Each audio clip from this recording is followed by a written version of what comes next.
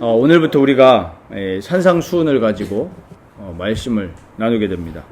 우리가 이 산상수훈을 보면서 생각하고 또 이 말씀을 가지고 기도해야 될 중요한 주제는 우리가 예수를 믿으면서 살아간다는 것이 어떻게 살아가는 것이냐, 이것을 우리가 중요하게 생각하고 또 기도해야 되겠습니다. 우리가 신앙생활 하면서 우리뿐만 아니라 이 신앙생활하는 많은 기독교인들이 이 오해가 있어요.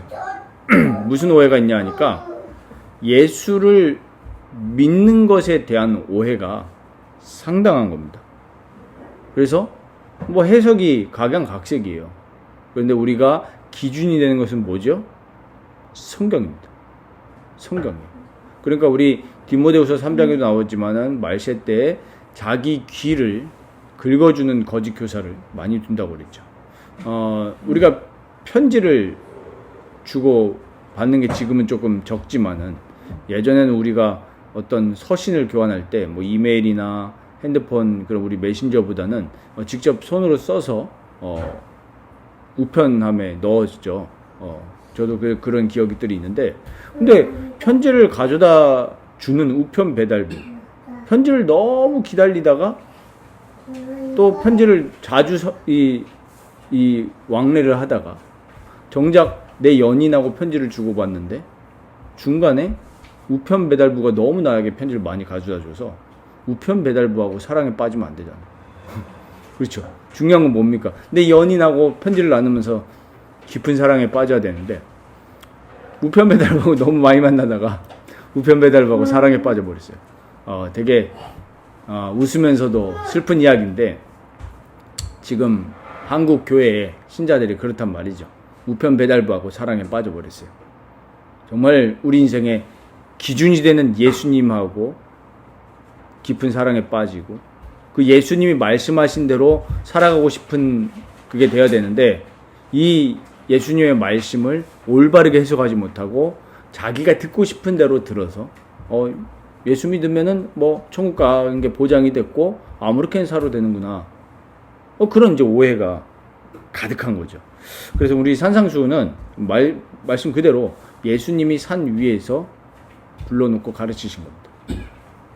마태복음 5장부터 7장까지 그 내용이 나와 있는데 우리가 이제 한 22주 정도 될 것 같아요.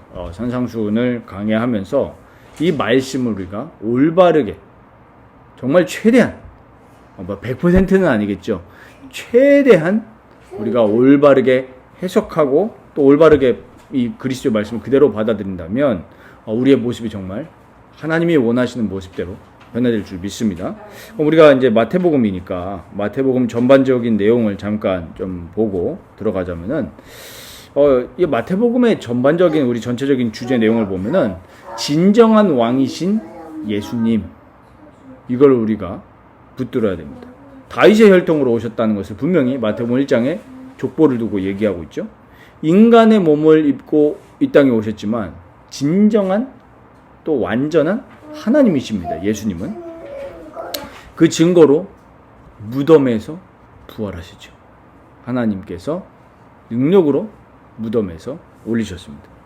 그래서 이제는 우리가 그 부활하신 왕이신 예수님의 통치를 받으면서 살아갈 수 있다라는 거예요. 그렇기 때문에 이 마태복음도요, 다른 우리 이 바울의 서신들 또 다른 우리 신약의 다른 서신들처럼 주제가 있습니다. 뭐가 있냐니까 예수 그리스도를 그 믿는 믿음과 이제는 왕이신 예수 그리스도 통치를 받으면서 살아가기 때문에 왕의 자녀잖아요. 그러니까 왕의 자녀답게 어떻게 살아갈 것인가? 뭡니까?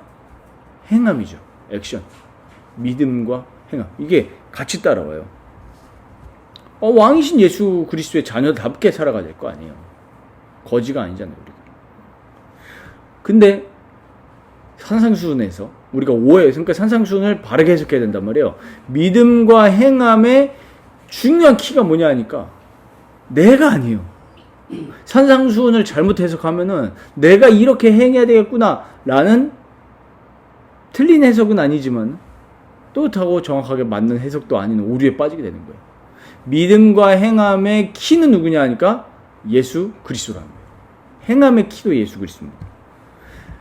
우리 히브리서에서 우리 새 언약 기억하십니까? 그 구약의 토라, 모세오경이죠. 그게 예전에 우리 그게 요약이 되는 십계명, 두 돌에다가 하나님 말씀을 새겼다고 하면 우리가 이제 새 언약은 어디에 새겼다고 그랬죠? 우리 이제 마음에 새겼다고 그랬습니다. 근데 우리 이제 마태복음을 통해서 뭘 볼 수 있냐 하니까 이제 토라가 누구냐라는 거예요. 토라가 누구십니까? 바로 예수님이 토라십니다. 그래서 이 마태복음을 통해서 우리가 볼 수 있는 것은 하나님의 영에 의해서 구원함을 받은 우리가 이제는 예수 그리스도를 통해서 이 하나님의 계명들과 우리가 어떻게 연결이 돼가지고 살아갈 수 있는지를 말씀하십니다. 그게 우리 마태복음 22장에 보면은 예수님이 뭐라 하시죠? 예수님이 내가 율법을 폐하러 온 것이 아니고 율법을 완성하러 오셨다고 했어요. 그러니까 우리가 예수 그리스도를 붙들고 예수 그리스도 안에서 살아간다면 율법은 어떻게 된다는 거예요? 우리가 풍성하게 누리면서 그 율법 안에서 하나님의 계명에 순종하면서 살아갈 수 있는 그 성령의 능력이 우리에게 주어지는 거죠. 이게 비밀입니다.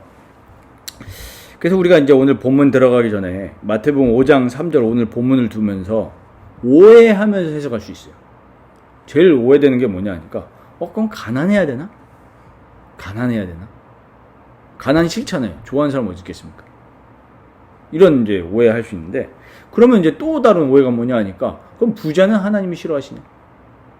이런 이제 우리가 틀린 해석에 빠질 수 있어요. 왜 오해할 수 있냐면은 이 누가복음 6장에 똑같은 내용이 나와 있는데 오늘 마태복음 5장 3절에는 심령이 가난한 자, 마음이 가난한 자 이렇게 기록되어 있는데 누가복음 6장에 이제 10절에 보면은 그냥 마음을 빼버리고 가난한 자 이렇게 나온단 말이에요.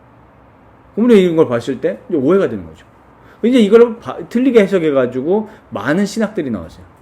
특히 이제 뭐 민중신학이라든지 해방신학 나오면서 요걸 가지고 이제 어떻게 해석을 하냐 하니까 기득권들을 무너뜨리는 그런 말씀들로 활용이 많이 됐습니다. 그래서 그 비판하고 싶진 않지만은 그런 목사님들이 같이 노동자들과 투쟁 운동을 하면서 막 노조를 만들고 노조가 나쁘다는 게 아닙니다. 그걸 해가지고 부자들 다 끌어내버리는 뭐 그런 신학으로도 활용이 됐던 말씀입니다. 잘못 이용이 된 거죠. 근본적인 요소를 우리는 봐야 됩니다. 그 부분을 오늘 우리가 보면서 이 말씀을 통해서 하나님 나라의 복을 누리시기를 축원드립니다. 오늘 이제 첫 번째로 마음이 가난한 자가 복이 있다. 하나님 나라가 그들의 것이다. 예수님이 이렇게 약속을 하셨는데 산상수훈이 5장부터 7장까지 펼쳐져 있는데 특히 팔복은 산상수훈에서도 가장 핵심되는 내용입니다. 이거를 우리 하나님 앞에 가는 그날까지 마음에 잘 담으시기 바랍니다. 우리 진짜 복이잖아요. 팔복. 오늘 이제 팔복 중 첫 번째 복인데 다시 보겠습니다. 마음이 가난한 자가 복이 있나니 천국이 그들의 것이다. 천국이 누구의 것이라고요? 마음이 가난한 자들의 것이다. 그럼 반대쪽으로 해석해 보세요. 마음이 가난하지 않으면 천국을 얻지 못한다는 거예요. 복 반대편에는 뭐가 있습니까? 저주가 있는 거예요. 여러분들 복 있는 사람 되시기 바랍니다. 시편 1편에 뭐라고 그랬죠? 복 있는 사람은 악인의 꾀를 따르지 않고 하나님의 말씀을 주야로 묵상한 자로다 했어요. 그러면 우리가 이걸 봤을 때 마음이 가난한 것이 무엇인가를 봐야겠어요. 가난한 자가 물질적으로 가난한 자가 천국 간다는 얘기가 아니라 당시 배경을 좀 볼 필요가 있습니다. 당연히 성경은 우리가 성경을 해석할 때 그 당시의 배경을 알아야 돼요. 꼭 알아야 되는 건 아니지만 알아야 올바르게 해석할 수 있습니다. 왜? 그 당시에 쓰여졌기 때문에. 물론 초월하신 하나님은 똑같지만은 그 당시에 쓰여졌기 때문에 그 당시 배경을 반드시 좀 봐야 되는데 요한복음 9장에 보면은 이제 우리 한번 보시기 바랍니다. 요한복음 9장. 그 요한복음 9장 전체를 좀 봐야 되는데 특히 이제 핵심되는 거는 22절이에요. 사실은 요한복음 9장에 보면은 누가 나옵니까? 날 때부터 맹인된 사람이 나와요. 그래서 우리 이제 유명한 말씀 있잖아요. 3절에. 제자들이 물어보잖아요. 저 사람의 죄 때문입니까? 부모의 죄 때문입니까? 이럴 때 예수님은 일침을 날리시면서 하나님이 하실 일이 있다. 이렇게 얘기하셔서 고치셨어요. 근데 문제는 뭐냐면은 날 때부터 맹인이 된 사람이 치유가 되니까, 아니 보세요. 의학이 지금 많이 발전이 돼서 뭐 후천적으로 시력을 좀 잃은 사람들이 좀 이제 가능성이 있다라는 뭐 그런 이제 영상들을 좀 봤는데, 사실 지금 맹인이 눈 떠도 진짜 어떻게 되겠습니까? 온갖 TV에 불려다니면서 말할 거 아니에요. 그리고 이제 덩달아서 그것을 치유한 이제 의사들까지 나와서 요즘엔 이제 뭐 방송뿐만 아니라 유튜브에까지 출연을 하겠죠. 근데 그 당시에 날 때부터 맹인된 사람이 고쳐졌어요. 그러니까 어떻게 되겠습니까? 진짜 서프라이즈한 막 반응들이 나왔겠죠. 그때 바리새인들에게 이제 화가 납니다. 근데 그 22절 보십시오. 이 바리새인들이 부모에게 물어봐요. 그게 이제 13절부터 이렇게 쭉 나오죠. 그런데 부모에게 물어봤을 때 21절에 보면 이렇게 나옵니다. 그러나 지금 어떻게 해서 보는지 또는 누가 그 눈을 뜨게 하였는지 우리는 알지 못하나이다. 그에게 물어보소서. 그가 장성하였으니 자기 일을 말하리이다. 그러니까 예수님이 고쳐주셨다는 얘기를 용기 있게 지금 못하는 거예요. 왜 그랬습니까? 22절에 그 이유가 나오죠. 그 부모가 이렇게 말한 것은 이미 유대인들이 누구든지 예수를 그리스도로 시인하는 자는 뭐라고요? 출교하기를 결의하였으므로 그들을 무서함이로라. 그래서 부모는 그 책임을 누구에게 턴한 거예요? 줬어인 거예요? 아들한테. 아들한테 물어봐라. 왜? 출교당하면 어떻게 되는 거예요? 모든 것을 잃어버리는 겁니다. 그 당시 사회에서. 그러니까 당연히 뭐가 따라오겠죠? 가난은 필연적으로 따라옵니다. 예수를 그리스도로 시인하면요. 그러면 보세요. 예수를 만약에 입으로만 믿으면 진짜 따를 수 있겠습니까? 그럴 수 없는 거죠. 맹인의 부모는 예수님이 아들을 고쳐줌에도 불구하고 출교당할 것이 너무나 두려웠던 거예요. 그러니까 예수를 진짜 믿는 사람만 고백할 수 있는 거예요. 자, 그러면 여기서 우리가 이제 그러면 볼 게 있죠. 마음이 진짜 가난하다는 건 뭐냐? 그러니까 가난하다는 얘기가 육신의 가난을 얘기하는 게 아니라 이런 배경이 있었다는 것을 보게 되면 우리가 이제 뭘 할 수 있는 거예요?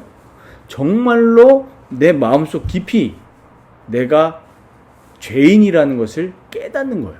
마음이 가난하다는 거. 그래서 정말 내가 비참한 죄인이고 내가 영적으로는 정말 아무것도 없다라는 거를 내가 자각하는 상태가 마음이 가난한 거예요. 심령이 가난한 거예요.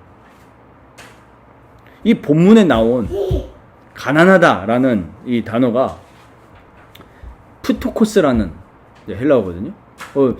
이 단어가 무슨 뉘앙스가 있냐면은 정말 전폭적으로 궁핍한 상태예요. 이게 뭐냐면은 페니크루스라는 단어가 있는데 그것도 가난이에요. 근데 이 가난은 조금이라도 그래도 있는 거예요. 조금이라도 있는 거. 그러니까 예를 들면은 뭐 지금 우리 시절하면 그래도 통장에 그래도 당장 그래도 내일 뭐 1년치는 없어 할지라도 그래도 내일 하루 먹을 거는 있는 그런 건데 지금 본문에 나온 푸토코스라는 단어는 정말 아무것도 없어요. 그거 뭐예요, 진짜? 거지. 당장 누군가의 구호가 필요하지 않으면 못 먹는 상태예요. 그 우리 저 윗동네 가면 볼 수 있잖아요. 북한 가보십시오. 뭐 우리가 갈 수도 없지만 당장에 진짜 국제사회에 지원이 없으면 당장 내일 죽을 사람들이 너무 많은 거예요. 지금 본문에 가난하다는 그 단어예요. 자, 그러면 정말 내가 오늘 당장 지금 이 순간 예수 그리스도의 도움이 필요하고 은혜가 필요하다는 것을 자각하는 상태가 마음이 가난한 자라는 거예요. 근데 적당히 나 예수 믿으면 손해볼 것 같아. 이래가지고 난 예수 부인해. 그건 정말 내 마음에 예수가 필요하다고 느낀 상태일까요? 아니라는 거예요. 그러면 중요한 건 뭐예요? 나는 어떠한 상태인가를 우리는 오늘 질문해야 되겠습니다. 이번 한 주간 질문해야 되겠습니다. 정말 나는 영적으로 결핍을 느끼고 있냐? 아니면 나는 그래도 지금 신앙생활 하니까 또 그리고 우리가 이런 마음 들 수 있어요. 그래도 우리가 이제는 진리를 찾아서 올바르게 신앙생활을 하고 있구나. 나 정도면 좀 괜찮지 않나? 라고 우리가 생각한다면 이미 우리는 주님이 원하시는 겸손이 아니라 교만에 빠져 있는지도 몰라요. 나 이 정도면 좀 괜찮은데. 나 이 정도면 신앙생활 잘하고 있어. 내가 정말 예수 그리스도 안에 있구나라는 확신과 교만은 다른 거죠. 우리가 신앙생활 하면서 제일 착각에 빠지기가 쉬워요. 무슨 착각이냐 하니까 내 공로를 의지하기가 쉬운 거예요. 내 공로. 조금만 상황이 좋아지면 우리는 어디에 빠집니까? 교만에 빠지게 돼요. 교만에. 그래서 바울이 고백하죠. 우리 잘 아는 고린도서 12장 7절에서 10절에 바울이 이렇게 써놨습니다. 여러 계시를 받은 것이 너무 크다. 내가. 그래서 하나님이 나를 너무 자만하지 않게 하시려고 내 육체의 가시 곧 사단의 사다를 주셨으니 이는 나를 쳐서 너무 자만하지 않게 하려 하십니다. 자만. 여기 자만이 나옵니다. 자만하지 않게 하려고. 그래서 바울이 이게 너무 괴로우니까 내게서 떠나가게 하기 위해서 내가 3번이나 죽게 깊이 간구했음에도 불구하고 주님께서는 뭐라고 대답하셨냐? 9절에 나에게 이르시기를 내 은혜, 그리스도의 은혜, 주님의 은혜가 너 바울에게 충분하다. 그러면서 뭐라고 하십니까? 이는 내 능력, 예수 그리스도의 그 능력이 약한 데서, 오히려 약한 데서 어떻게 된다고요? 온전하여집니다. 자, 여기서 우리가 볼 게 있습니다. 가난하다는 것은 뭡니까? 바로 이 상태예요. 아무것도 내세울 수 없는 그 약한 상태. 내게 내세울 게 아무것도 없어요. 왜? 나는 누구니까? 죄인이니까. 우리가 하나님 앞에 내세울 공로가 있다는 것은 벌써 뭡니까? 교만이 들어온 거예요. 내세울 게 없어야 될 줄 믿습니다. 그게 진짜 마음이 가난한 상태예요. 그래서 우리는 어떻게 기도해야 됩니까? 하나님의 긍휼과 은혜가 나에게 없으면 난 안 됩니다. 우리 이렇게 기도해야 됩니다. 우리 기독교 초기 때부터 사용되었던 기도문 중에 유명한 구호가 있습니다. 키리에 엘레이손. 그리스어인데요. 헬라어죠. 무슨 뜻이냐면 주여 자비를 베푸소서라는 뜻이에요. 키리에 엘레이손. 그래서 지금도 우리 유럽권에 특히 이제 카톨릭 문화권에 가면 키리에 엘레이손이라는 단어를 많이 씁니다. 우리도 똑같이 키리에 엘레이손 이럴 필요는 없지만 그 의미, 주여 나에게 자비를 베푸소서, 은혜를 베푸소서라는 그 마음의 기도는 늘 해야 됩니다. 하나님 나를 붙들어 주옵소서. 나는 진짜 주님의 자비와 은혜와 도우심이 필요합니다. 이 기도 늘 하시기 바랍니다. 나는 공로 없습니다. 그러니까 우리가 이 율법주의라든지 거기에 빠지기 쉬운 게 왜 그러냐면은 주의 자비보다는 내 공로가 앞서기 때문에. 네. 다른 사람 볼 때도 마찬가지죠. 쟤 왜 저래? 이럴 때 우리가 왜 그래요? 나는 지금 이렇게 믿음 생활 하는데 쟤는 왜 믿음 생활 저렇게 못하냐라는 교만함이 들어가 있어서 그래요. 훈계와 교만은 다른 겁니다. 훈계는 해야죠. 권면도 해야 되고. 그래서 우리가 이렇게 주여 자비를 베푸소서라는 마음으로 주님께 기도하면서 주님 나는 은혜가 필요합니다. 또 우리 가정에도 은혜가 필요합니다. 우리가 나라를 두고 기도할 때도 하나님 우리 나라에 정말 주의 은혜가 필요합니다. 교회도 마찬가지죠. 하나님 우리 교회에 주의 자비와 은혜가 필요합니다. 이렇게 기도하셔야 돼요. 그래서 우리를 성령으로 충만하게 하셔서 그리스도와 교제하게 하시고 그리스도를 닮은 내 영혼과 우리의 영혼이 될 수 있도록, 우리의 육체가 될 수 있도록 그렇게 기도하셔야 됩니다. 우리가 이렇게 마음이 가난한 상태로 그리스도 앞에 나아갈 때 우리는 하나님 나라의 복을 누리게 되는데, 하나님 나라의 복을 누린다는 것은 그럼 뭐냐? 하나님의 다스림을 받게 되는 거예요. 자, 그러면 하나님의 다스림을 받지 않는다는 얘기는 어디에 다스림 받는다는 얘기예요? 죄의 다스림을 받고 마귀의 다스림을 받는 상태인 거예요. 그러면 우리 성경 구절 봅시다. 로마서 14장 17절에 하나님의 나라에 대해서 어떻게 표현했냐 하니까 먹는 것과 마시는 것이 아니라 그랬어요. 먹는 것과 마시는 게 아니에요. 기독교 신앙에서 착각하는 게 뭐냐면은, 그래 예수 믿으면은 먹는 거 마시는 거에 복이 오지 않겠냐, 이렇게 생각할 수 있어요. 착각한다니까요. 지금 저도 준비하면서 착각에 빠져있다는 걸 많이 발견했어요. 그게 아니에요. 뭐라고 그랬습니까? 의와 평강, 그리고 뭐라 그랬어요? 희락이라. 하나님의 나라는. 자, 보세요.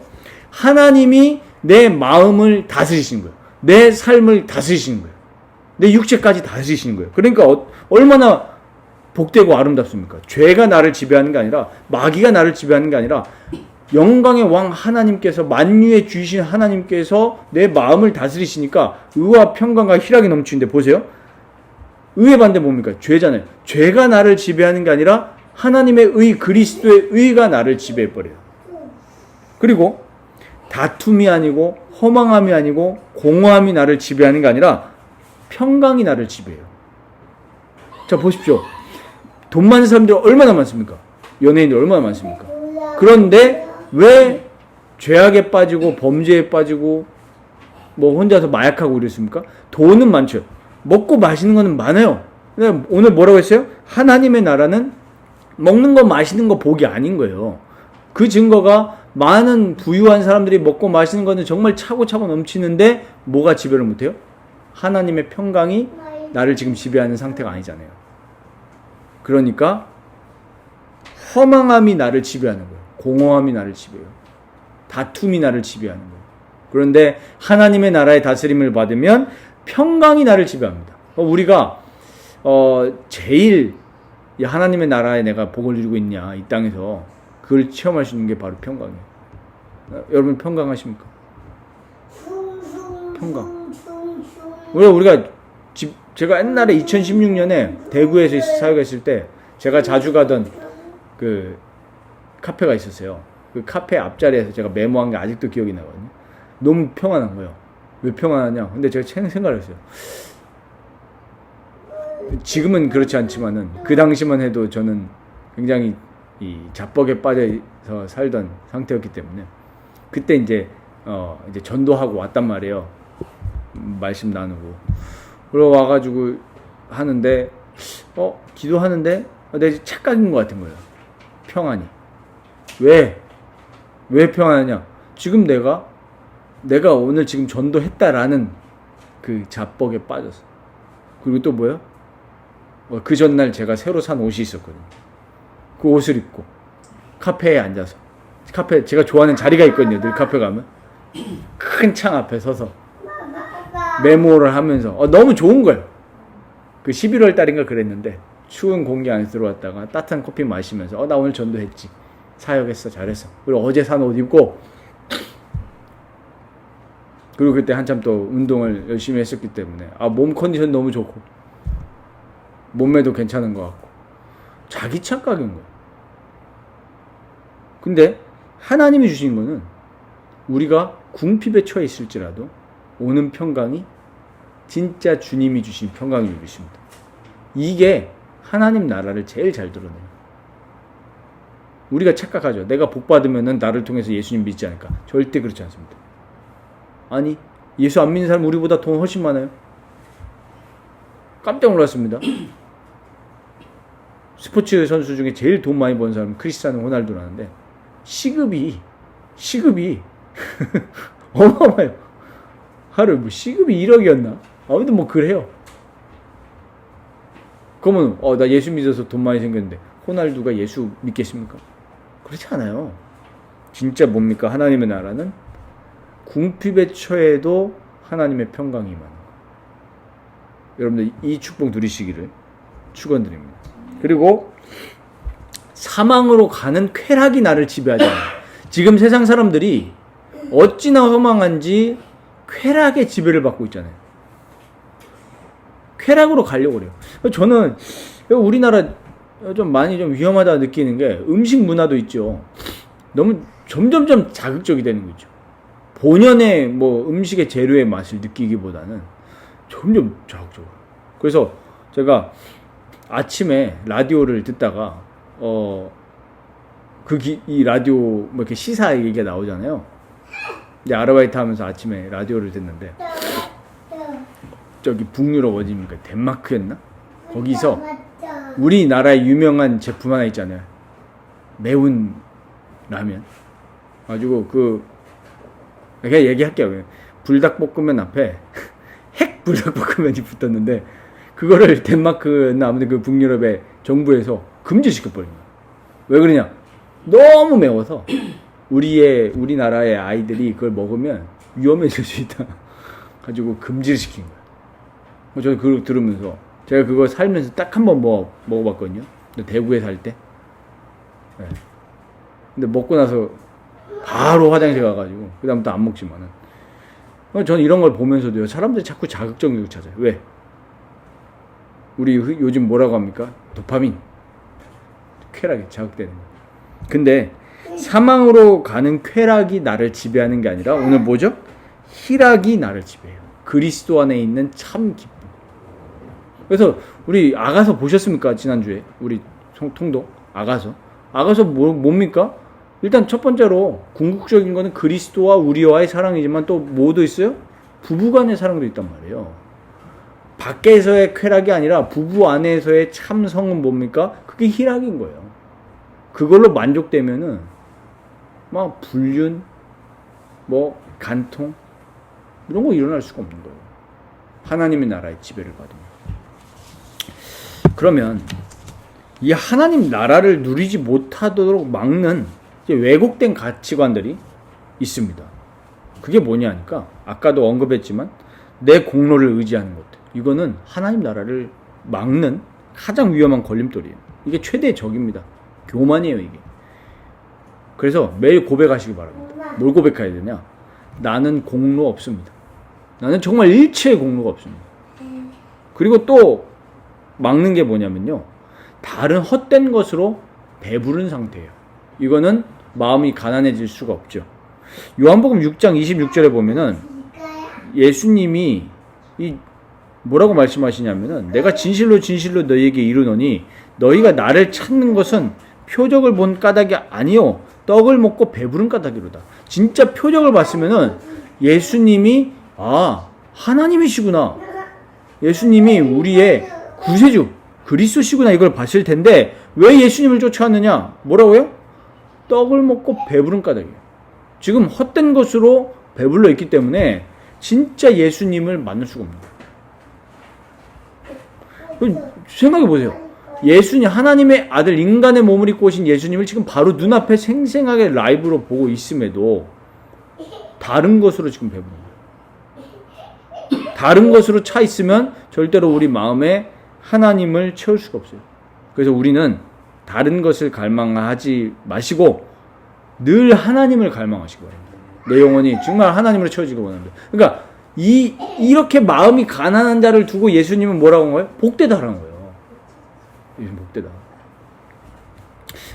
방금 말씀드린 부분과 연결되는 부분인데 또 이 하나님 나라를 누리지 못하도록 막는 왜곡된 가치관 세 번째가 뭐냐면 그리스도를 알지만 그냥 구원받는 구원의 방편으로만 도구로 이렇게 생각하는 경우가 하나님 나라를 누리지 못하도록 막는 거예요. 그 즉 뭐냐면 쉽게 말하면 무슨 말이냐면은 그냥 나 예수 믿었어. 예수님 좋아. 구원 받았어. 이렇게만 끝나는 거예요. 그러니까 즉 뭐죠? 성화가 없는 상태예요. 이게 지금 한국 교회에 만연해 있는 구원론이라고 볼 수 있죠. 이거를 진짜 우리가 개혁해야 됩니다. 개혁이 뭡니까? 갈아엎자는 게 아니에요. 성경대로 돌아가자는 거죠. 성경이 말하고 있는 구원이 뭐냐? 우리 한국교회에서 제일 유명한 캐치프레이즈가 뭡니까? 예수 천국 불신족이요. 틀린 말 아니죠. 맞죠? 100% 맞는 말이에요. 예수 믿으면 천국 간다. 죽어서 천국 간다. 근데 여기에만 집중하니까 치우친 구원론이 딱 형성이 돼가지고 자리를 잡은 거예요. 건강하지 않은 그 상태죠. 예수 믿고 영접했어. 나 천국 가? 그러니까 어떻게 돼요? 이 땅에서 이렇게 하나님의 예수님 말씀하신 팔복을 누리는 하나님 나라를 누리는 그 이 땅에서 누리는 천국은 없는 거예요. 나 죽어서 천국 가. 카톨릭의 구원관하고 궁극적으로 다른 게 뭡니까? 없죠. 골로새서 3장에 보면은 일침을 우리에게 주고 있습니다. 그러므로 너희가 그리스도와 함께 다시 살리심을 받았으면, 그러니까 우리가 이제 구원 받았다고 하면 위의 것을 찾으라는 거예요. 위의 것. 거기는 그리스도께서 하나님 우편에 앉아 계시느니라. 보좌를 바라보라는 거죠. 우리 히브리서 연결되죠? 히브리서 4장. 날마다 보좌 앞으로 담대히 나아가라 그랬죠. 2절에 보면은 위의 것을 생각하고 땅의 것을 생각하지 말라. 영어 성경에 보면 뭐라고 되어 있냐면 set your mind above라 그러죠. 우리 마음을 어디에 세팅해라? 위에다 세팅해라. 땅의 것을 두지 말라. 왜? 이는 너희가 죽었고 너희 생명이 그리스도와 함께 하나님 안에 감춰졌기 때문에 이제 그리스도를 위해서 살라는 거죠. 우리 생명이신 그리스도께서 나타나실 그때에 너희도 그와 함께 영광 중에 나타나리라. 그러므로 땅에 있는 지체를 죽이라. 그게 뭐냐면 곧 음란과 부정과 사욕과 악한 정욕과 탐심이니 탐심은 우상숭배니라. 그러니까 뭡니까? 너희가 구원을 받았다고 하면 우리 마음을 땅에다 세팅하지 말고 예수님께 딱 둬서 예수님을 닮아가도록 살아가는 거예요. 그게 하늘의 사람입니다. 땅에 있는 건 뭐라고요? 탐심이다. 결국 탐심이. 왜? 탐심은 뭐예요? 우상숭배. 우상숭배. 우리가 그리스도의 보혈의 공로로 구원을 받았다고 하면 이 땅에서 이제 우리가 어떻게 해야 돼요? 진짜 구원은 뭡니까? 이 땅에서부터 예수님을 따라가야 돼요. 예수님 따라가는 사람. 그런데 이것도 우리 공로가 아니죠. 그리스도의 피와 성령이 우리를 그렇게 가이드해요. 그게 어디에 나오십니까? 우리 봤었던 히브리서 9장 14절. 하물며 영원하신 성령으로 말미암아 흠없는 자기를 하나님께 드린 그리스도의 피가 어찌 너희 양심을 죽은, 우리 마음이죠? 우리 마음을 죽은 행실에서 깨끗하게 하고 살아계신 하나님을 섬기게 하지 못하겠냐. 죽은 행실이 뭡니까? 아까 골로새서 3장 5절에 나오는 땅에 있는 지체. 음란, 부정, 사욕, 악한 정욕, 탐심. 이거로부터 깨끗하게 만드는 거예요. 그러니까 우리가 결론적으로 뭘 할 수 있어요? 모든 문제가 어디서부터 시작된다? 교만. 교만. 교만이 뭐예요? 하나님을 바라보지 않고 하나님을 찾지 않는 게 교만이에요. 교만. 마태복음 19장 보면은 23절 24절에 제자들에게 말씀하십니다. 내가 진실로 너희에게 이르노니 부자는 천국에 들어가기가 어려우니라. 다시 너희에게 말하노니 낙타가 바늘 귀로 들어가는 것이 부자가 하나님의 나라에 들어가는 것보다 쉬우니라 하시니. 이게 무슨 말입니까? 부자가 천국까지 못한다는 게 아니고 그 부자의 마음은 하나님을 찾지 않는 상태였어요. 예수님이 뭐라고 하셨죠? 야, 너가 가지고 있는 거 어떻게 하라 했어요? 다 나눠주라. 그러니까 그냥 예수님을 구원의 방편으로만 생각하면은 그냥 예수 믿고 나는 내 마음대로 살 거야. 근데 예수님은 뭐 하라는 거예요? 내 뜻대로 살아가는 거죠. 그러니까 다 나눠주라 했을 때 부자가 어떻게 됐다고 그랬어요? 그 근심하는 눈빛으로 돌아왔다 그랬죠. 그 말은 무슨 말입니까? 하나님을 진짜 따르기 싫은 거예요. 하나님을 찾지 않는 상태예요. 그러니까 이게 돈이 나쁘다는 말이 아니거든요. 뭐가 문제예요? 만몬이 우리 사람 마음 안에 들어와요. 우리 이스라엘 백성들하고 우리하고 비교해서 보십시오. 이스라엘 백성들이 이 가나안 땅으로 들어갈 때 많은 그 당시에 우상 이방 신들이 둘러싸여 있었잖아요. 그게 지금 우리에게도 그대로 있습니다. 이제 우리의 신이 뭐가 됐냐? 돈이 돼버렸어요. 물질, 만몬입니다. 돈이 나쁜 게 아니고 만몬이 문제인데 돈을 우리 인생의 초월자로 지금 생각해요. 그래서 돈이 있으면 다 되는 걸로 착각하죠. 근데 아닙니다. 우리 인생의 초월자는 하나님이시잖아요. 언제든지 하나님은 우리에게 필요하다면 돈 주실 수 있습니다. 우리는 그렇게 생각해야 돼요. 우리의 신앙은. 하나님이 초월자가 아니라 돈이 초월자가 되어 있기 때문에 당연히 하나님 나라에 들어가지 못하죠. 우리가 신앙을 가진다는 것은 우리 인생의 주관자고 전능자고 초월자가 하나님이라는 것을 고백하는 거잖아요. 그렇게 따르고 믿는다는 거잖아요. 그래서 우리는 진짜 신앙인은 사람을 두려워하지 않고 돈을 두려워하지 않고 마귀를 두려워하지 않습니다. 누구를 두려워합니까? 하나님을 두려워합니다. 그게 경외죠. 우리 인생에 혹시 두려워하는 것이 있으십니까? 그리스도로 불태우시기 바랍니다. 그리스도 앞에 서시기 바랍니다. 그럼 마지막으로 우리가 예수 그리스도의 제자로 살아가려면, 예수 그리스도를 따르며 이 하나님의 통치를 받으려면 어떻게 해야 되겠습니까? 늘 예수님을 생각하고 묵상하고 교제하는 삶을 살면 됩니다. 마태복음 11장 28절 30절에 예수님이 이렇게 말씀하십니다. 수고하고 무거운 짐진 자들아 다 내게로 오라. 내가 너희를 쉬게 하리라. 예수님께로 오라는 거예요. 그럼 쉬게 하신다. 나는 마음이 온유하고 겸손하니 나의 멍에를 메고 내게 배우라. 그리하면 너희 마음이 쉼을 얻으리니 이는 내 멍에는 쉽고 내 짐은 가벼움이니라 하시니라. 대부분 말씀을 읽을 때 어디만 읽죠? 28절만 읽죠. 내게로 오라. 전도할 때. 근데 중요한 건 그 뒤에요. 뭘 메라고요? 나의 멍에를 메라. 그러니까 우리가 예수님을 짊어지고 가는 거예요. 예수 그리스도의 십자가를 붙들고 가는 게 진짜 구원인 거예요. 그냥 나 예수 믿었어요. 영접했어요. 구원받았어요. 구원 못 받았을 수도 있습니다. 진짜 제자는 뭐예요? 예수 그리스도의 십자가를 지고 예수 그리스도의 가르침을 지고 걸어가는 삶인 줄 믿습니다. 예수님께 가면은 우리를 쉬게 하실 뿐만 아니라 우리에게 예수 그리스도 자신을 채워주시고 우리에게 예수 그리스도로 참 만족하게 하십니다. 이게 뭡니까? 참된 부요예요. 참된 부요.